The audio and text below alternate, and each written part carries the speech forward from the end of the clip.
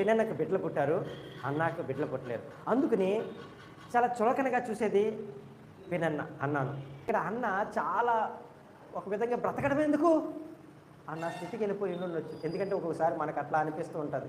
ఎందుకు నేను బ్రతుకుచున్నాను, ఈ మాటలు పడవలసింది నేనెందుకు, ఈ భారం మోయవలసింది నేనెందుకు, నాకెందుకు ఇంత కష్టాలు, నేను ఎందుకు బ్రతకాలి అనే ఆలోచనలో కూడా నడిపిస్తూ ఉంటుంది. బిడ్డలారా, నీ ప్రార్థన నీ ఆయుధం.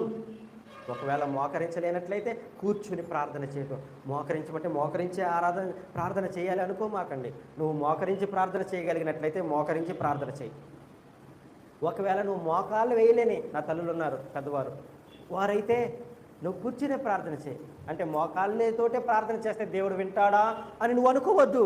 నువ్వు ఎలా ప్రార్థన చేసినా నా దేవుడు వింటాడు, నా దేవుడు వింటాడు. నువ్వు ఎలా ప్రార్థన చేసినా, నువ్వు ప్రార్థన చేస్తే నీ ఆయుధము పని చేస్తుంది బిడ్డలారా.